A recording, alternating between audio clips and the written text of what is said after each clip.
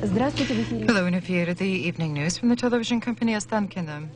The lengthy holidays will probably be one of the distinguishing qualities of the current year. After the winter, New Year's and Christmas holidays, we have three holidays in a row after Christmas, fulfilling the distant wish of women to extend our holidays to the maximum. And for several days, we have been accepting congratulations from men.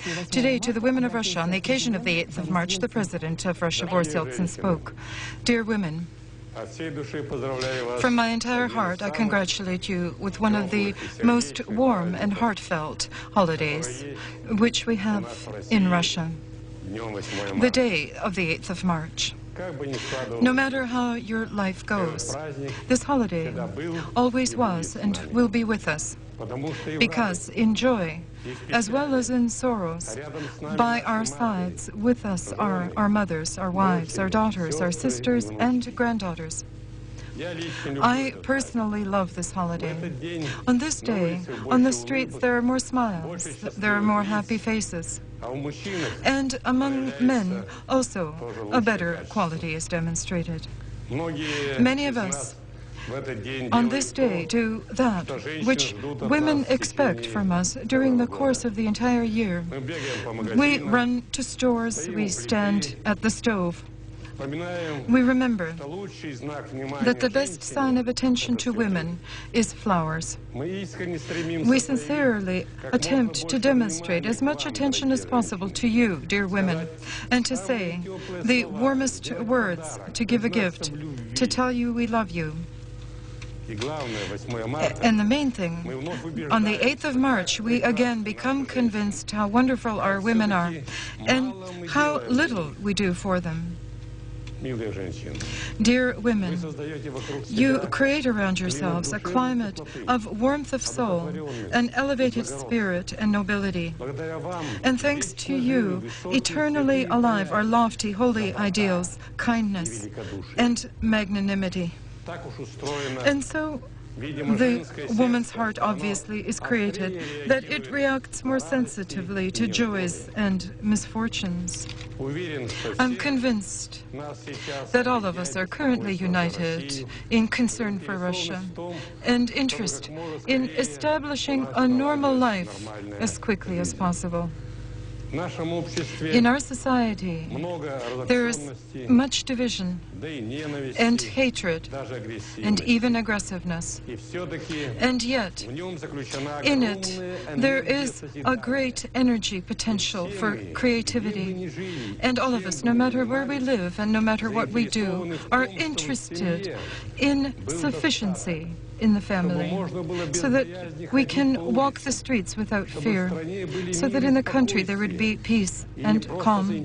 And we're not only interested in this, each one of us is ready to participate in a real effort to bring all of this to Russia. I thought much about what would help us to unite our efforts, and I can say with confidence that today in Russia such an effort does exist. That is, the strengthening of our statehood. A strong, effective state with a basis of stability and to establish order in the country, and that means to improve the life of every Russian citizen and every family. The strengthening of our statehood on the basis of a constitution, a real foundation to coordinate all social and political forces of the country, all organs of power, all people, all citizens of Russia.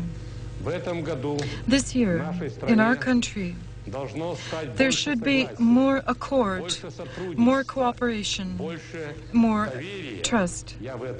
I'm convinced of this. To establish cooperation is much more difficult than to seek new reasons for conflicts and the weaving of intrigues. An honest, open dialogue demands today true valor, true will, restraint, and tolerance. I see in this my main objective.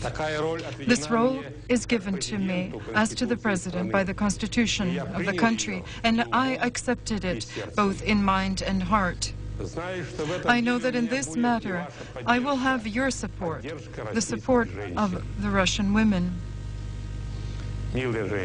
Kind women, the 8th of March is your celebration. May you have a spring-like mood.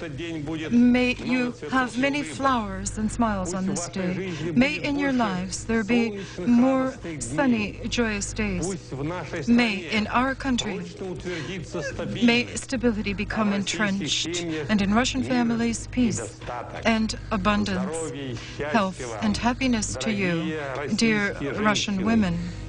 A deep bow and immeasurable gratitude to you for your difficult labor, for your patience, and the breadth of your souls. In past years, on the eve of the first spring holiday, journalists like to visit the Ivanovsk weaving plant under the name of the 8th of March, and not only because of its name. By technical equipment and labor conditions, this was one of the best companies in Europe. So as to somehow economize on the energy bills, the factory, under the name of the 8th of March, works nights now, and during the days between the peaks of energy loads. But, alas, even such efforts don't save the company from standstills, and, let's say, salary here has not been given to the weavers for December. Of course, the people of Ivanovsk don't fall in spirit because of these shortcomings. These workstations were bought in exchange for weave and will allow to produce broadcloth with perspectives of entering foreign markets. The weavers wish to establish their own looms on the program of structural reconstruction of the sector. And how can the Ivanov workers achieve this program if the government of Russia adamantly refuses it? And their own money is, as you know, is insufficient, even for salaries to the weavers before the holiday. Simultaneously, several tasty gifts for Samatovs were prepared before the holidays by the chocolate factory Russia workers. This is the usual collection of candies and chocolate drops, which children especially like. In pre-holiday days, Russia worked almost around the clock, so that on the 8th of March there would be enough goods in the confectionaries, and the factory is interested in not having leftover inventory. Since recent times, Russia became an auctioneer society. Now themselves, they must seek raw materials and buyers as well. Work has become more complicated, but more interesting. Serious competition with the imported Snickers forces the Samara candy manufacturers to develop new technologies. For example, with one of the defense companies, the Central Specialized Construction Bureau, Russia plans to produce a line on chocolate bars with a hard nut filling. The factory hopes to enter with their goods into near foreign markets. By the talents of great painters, these women are brought to light from the past. Their images are preserved with the brush of Barykovsky, Robotov, Serov, and other masters, and they capture us even in these days. There's so much gentleness, light sorrow in their faces. These women were loved, and for them they suffered and fought duels and dedicated poetic lines to them. Time flies persistently. In the far past are ladies in crinolines and great-grandmothers' wigs, and each new century defined its ideal of pure beauty. Today, this is how the 17 young women artists of Petersburg see the contemporaries in themselves. Faces, hairstyles, and eyes have changed, and the most important thing, the condition of the soul, is different. We have lost much, and lost probably more than what we've gained. Brightly colored cheeks don't conceal the lost femininity. With years, the idea of a woman as an ideal of beauty fades away itself. Artists hailed women as heroines of labor, women deputies, and many contemporary masters yet remain dedicated to the eternal theme. In their works, something elusive, out of reach, bitter, remorse for the past is heard on the loss of the ideal of beauty, again constricts the heart. Regretting the lost ideal of pure beauty, men should think that they deprive her of nature-given attractiveness. Japanese researchers confirm this, stresses. And, for example, 50% of Japanese women restore their peace of mind in stores and become calmed after they've spent more than $300 on the average. But one can counteract stress through less expensive means. 28% of the women of the country, the rising sun, do this with the help of a good steak or a bowl of Japanese soup.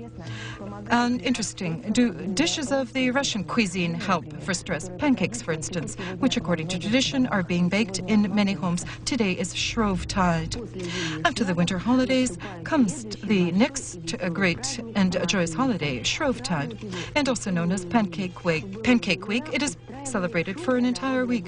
In the olden days, there were great noisy folk festivals. The favorite pastime was rides on troikas with bells, rides from icy hills, and the usual fistfights.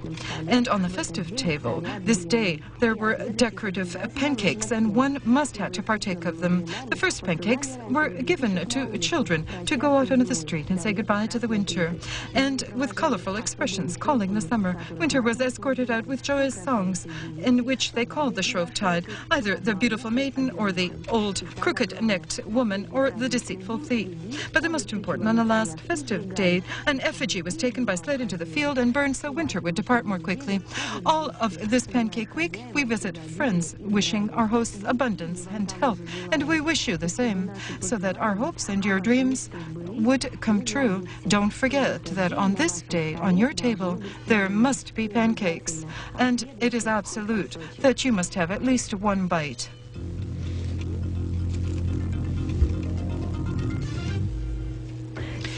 Today, the President of Russia, Boris Yeltsin, issued an address to the Balkar people in connection with the 50-year anniversary of its forced resettling during the Stalinist era from the Northern Caucasus to Kazakhstan and Central Asia. The President also signed a decree on measures for the rehabilitation of the Balkar people and state support for its rebirth and development. Boris Yeltsin offered his apologies for permitted injustices to these people. Today, in Kazakhstan, elections took place of the deputies of the Parliament of the Republic and local organizations of representative power. They are called mislikhats. According to the new election law, there is a battle for deputy mandates was conducted by political parties and social movements, and for the first time the law is in effect for self-nomination. Among the candidates are heads of administration, directors of companies, and representatives of commercial structures, various political and social movements.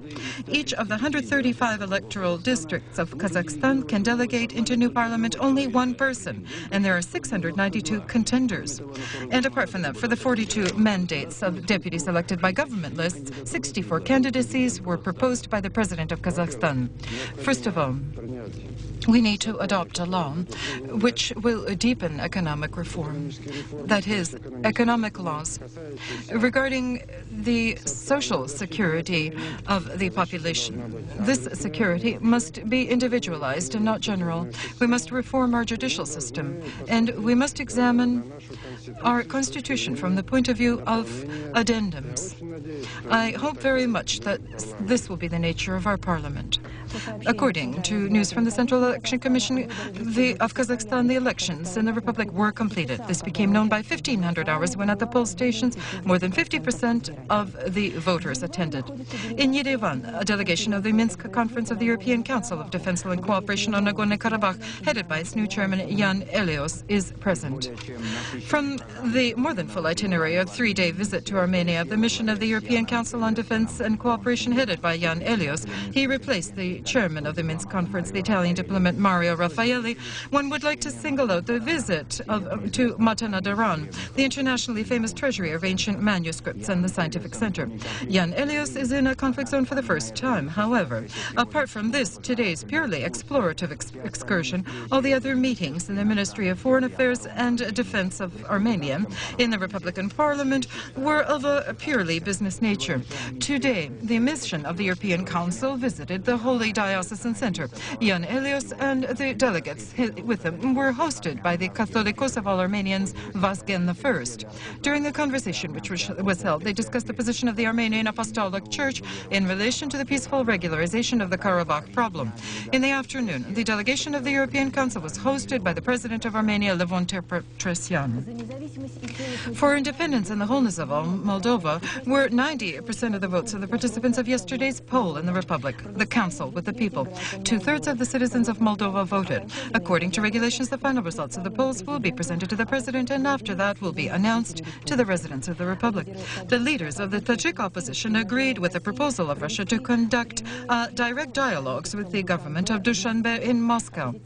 The oppositioners are prepared to go to the Russian capital under the condition of guaranteeing guarantees of safety being provided, and the presence of observers from the UN, Russia, Afghanistan, Iran, and Pakistan. The Deputy Minister of Foreign Affairs of Russia, Anatoly Adonishin, assessed this statement as a significant step toward political regularization of the conflict in Tajikistan. The Economic Chronicle. The strike of miners continues in the largest association of Vorkuta coal, the northern mine. They refused today the proposal to wait until the 9th of March and are demanding immediate payment of salary for December of last year. And still, 89 people are conducting an active protest underground in shafts. 3 of them, since the evening of the 5th of March, announced a hunger strike. The rest of the miners are striking on the surface. As a result of an explosion at one of the mines of Donbass, there are casualties. Our correspondent gives details of the event. A tragic event has occurred in the Donbass coal district. At the mine Don in the city Khatyrsk on the 6th of March at 1700 hours 13 minutes, between 2 working shifts in a shaft where explosive work was underway, 12 miners died, and the body of one of them has yet not been exhumed to the surface. To the mine, immediately upon the sounding of the alarm, rescue units arrived from many mining villages. Working in extremely difficult and dangerous circumstances, they managed in the rubble to find 8 heavily traumatized miners and raised them to the surface. Currently, these miners are in resuscitation units in a series of Donbass hospitals. The volumes of Russian gas delivery to Ukraine will not be decreased and will be maintained at the size of 40 million cubic meters per day until the 10th of March, when to Russia a delegation from Ukraine will arrive to discuss the question of payments for gas. But according to everything, Ukrainian leaders are not optimistic in the success of the talks to pay for the gas by government or the companies. There is no money. The Ukrainian Committee on Oil and Gas called consumers to economize gas and reduce its consumption to a minimum. Strange things occur lately on the most western routes of Russia. And there's disappearance and perhaps a dissolving in air of entire railway cars and tanks of fuel. The same fuel which could keep afloat or at least send off to sea these docked fishing vessels and factory ships. The enclave territories. The delivery of fuel passes through pre-Baltic countries, and often the fuel is simply lost in these pre-Baltic countries. In 1993, it was necessary for us to purchase 270,000 tons of diesel fuel, and we received only half of that necessary quantity. And the fleet was forced to stand still. The theft of the century, international experts called the massive extraction from Russia to Baltic countries of colored metals. Now this boom has died somewhat because simply the source has dried up. The theft of fuel is only gaining speed. Sovereign neighbors bore holes through gas and oil lines and divert toward themselves gas lines. And full fuel tanks designated for Kaliningrad are directed at time to Germany. Through the efforts of the Kaliningrad Transportation Militia, these problems cannot be solved because the forces are too few. Only in Dnipropetrovsk area alone you will see such markets by the street with goods of one name. This enamel cookware is the production of the Novomoskovsk pipe factory. Have a look, what colorful designs. And with vendors, the vendors with hope gaze into passing cars. Maybe someone will stop and look. Where do you get this cookware from? I get it in the factory where I work, and there they give us these dishes instead of salary. They give us cookware but no money, either for December or for January. And how much does such a set cost? 400,000 karbovanets. They sell for karbovanets, rubles, and dollars. They don't take zaychiks. But they said if not these dishes, many families would be deprived of the only source of income. And those who receive salary in cookingware and those who buy it in Moscow stores and resell it here. And this cookware has become more than a simple kitchen item because it gives life to an entire city.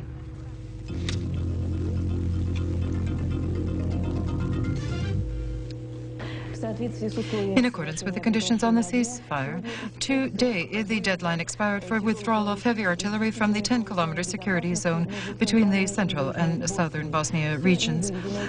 All heavy artillery not withdrawn by now must be given over to UN control.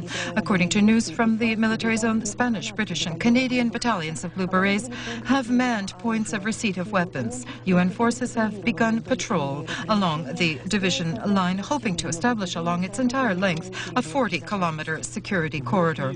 In Bosnia, between the leader of the Bosnian Serbs, Radovan Karadzic, and the special representative of the Secretary General of the UN and former Yugoslavia, Isusia Kasi, an agreement has been reached on the opening of 2 air corridors for the delivery of humanitarian aid to the Tuzla airport. One of the corridors will connect the airport blockaded by the Serbian forces with Zagreb, and the other with the Croatian coastal split. The Prime Minister of Israel, Rabin, called for the renewal of Palestinian-Israeli peace talks. However, the leader of the Palestinian Liberation Organization, Arafat, insists on fulfillment of a series of preliminary conditions. After today's meeting in Cairo with the President of Egypt, he stated that Palestinians will return to the dialogue tables only after the UN Defense Council adopts a special resolution in which there would be a decisive condemnation of the recent massacre of Palestinians in El Khalil. The Islamic movement Hamas refuted the news that it supposedly agreed with the proposal of the leaders of the Palestinian Liberation Organization on ceasing any armed onslaughts against Israel until such time that the results of the talks of the representatives of the PLO and the USA in Washington become known. The Islamic movement of resistance, it says, will seek revenge for Palestinian blood shed in El Khalil. Secretly, Algerians hoped that the month of forgiveness and peace, Ramadan, would be the period of peace and calm in the country, which has been shaken by violence and murders. But everything turned out to be on the contrary. Only during the last 3 weeks, hundreds of people, civilians, police, and Islamic gunmen were killed and injured. The 28th victim among foreigners since September of last year was the French citizen, killed in cold blood in downtown Algiers. The majority of these crimes, as a result of which Russian citizens have perished, were committed by the members of the so-called Islamic armed group, the most militant among the fundamentalists, which is against any contacts of the Islamic Liberation Front with the leaders of the country in order to restore civil peace in Algiers. As a gesture of goodwill, the new authorities have freed from prison 2 leaders of the leadership of the front, and this clearly is insufficient to stop the armed resistance by the fundamentalists. And this way, the head of the country, General Zerwa, counts on penetrating the Islamic rose to divide the politics of the gunmen and also achieve the support of the majority of the population of Algiers, who are terrorized by rampant violence. Also, leaders don't exclude forceful measures to resolve the problem. During the police operations of the last days, killed were the leaders of the radical Islamic armed group and 9 of his aides. The terror of the fundamentalists is not the only woe for the Algerian leadership. Serious problems in the economy, social tension, and the eternally growing foreign debt of Algiers only play to the benefit of Islamic extremists who are striving to seize power. In these conditions, the perspectives of the way out of the crisis and the further development of the country seem to be extremely indefinite. To Washington, with an official visit, arrived the Chairman of Parliament and head of Georgia, Edvard Shevardnadze. The main event of the visit of the Georgian leader will be today's talks with Bill Clinton, at which they will discuss the perspectives of providing new American economic aid to Georgia. According to information which leaked to the press, the President of the USA is studying the possibility of supporting the request of Edvard Shevardnadze on sending to Abkhazia a UN peacekeeping contingent. The agenda of the visit of Edvard Shevardnadze to Washington includes also a meeting with the leaders of Congress, talks at the International Currency Fund, and the World Bank. Today, to Vilnius, with a 2-day official visit, arrived the President of Romania, Ion Ionescu. After the triumphant greeting ceremony in the airport and the visit to the cemetery, where Ionescu and his entourage venerated the memory of those who died for Lithuania's freedom, a meeting took place with the President of Romania with the President of Lithuania, Algirdas Brazauskas, and later, within the delegation, talks of the guests with the Chairman of the Parliament, Šarlavas Uršenas, and a brief encounter with the Lithuanian capital, the signing of a basic document on agreement on friendship and cooperation, and other agreements, a protocol on trade and economic cooperation for next year, protection of investments, and also the press conference of both presidents is planned for tomorrow. The Eastern European countries can be accepted into the European Council no sooner than the end of the century, said the chairman of the European Commission, Jacques Delors. The acceptance of these countries, he said, now into the European Union would place before them such economic problems which would be insurmountable. The problem connected with the imminent expansion of the European Union is in the central of attention of the Brussels session of the Council of the European Union, which opened today. 1 week ago, principal agreement was reached on the acceptance into the European Union of Austria, Norway, and Sweden. Now the ministers of foreign affairs of the 12 must agree on changes in the procedure for adoption of decisions in the Union, which has remained unchanged since 1957. Today, the President of the Czech Republic, Václav Havel, who was on a visit in Italy, was hosted by the head of the Roman Catholic Church, John Paul II. The sides discussed the situation in the Balkans. The Pope of Rome stated that he lays great hopes on his imminent visit into former Yugoslavia. They touched on the questions connected with the return into the bosom of the Catholic Church of treasures confiscated from it during the years of communist rule in former Czechoslovakia. A national-scale scandal was caused by the decision of the President to recall from the board of the State Radio Television Broadcasting its director, Marek Markiewicz. About him is the issue. Laid down his directorship powers but refused to leave the council. A conflict between the head of state and the state bureaucrats will be taken over by the higher administrative court and the Constitutional Tribunal and the Marshal of the Seine. Polish society reacts with hostility to any attempts to interfere in the work of television, whose authority is extremely high, even higher than that of the Church. And even at the moment of the most crucial political clashes, television preserved its independence and objectivity. What regards the Council on Radio Broadcasting and Television Broadcasting, it is the direct superior of the Polish EFIR, and it appoints directors of national companies and regional studios, creates frequencies for the use of private television companies. It consists of recognized professionals in the area of information. 2 of its members are appointed by the Senate, 3 by the President, 4 by the Sejm. In the construction of the Council, there's no possibility for replacement except for expiry of their terms. Naturally, all political forces attempt to influence this organization. The Council, though, feels that the Polish affair must belong to society, not to politicians, and to date it has been successful in defending this principle. Television and press in many countries of the world are speaking now about the miracle of Israeli medicine. And truly, that which has been unique for many countries in Israel is daily practice. And the miracle is in the maximum cut in the distance from the science laboratory to the clinic. The strongest sensation which nature gave the human being is the striving to preservation and proliferation of life. The photograph of these children is proof of that. One doesn't want to say that they came into being artificially. Of course not. These are real live children, and they have the genes of their own mothers and fathers. In Hasharon Tel Aviv Hospital, where we filmed this report, there's a unit of extracorporeal, that is in vitro insemination.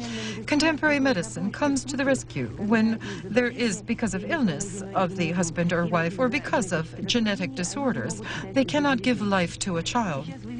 Now you see a film taken through a microscope of the most sacred and intimate process which exists in nature. The spermatozoid penetrates the egg.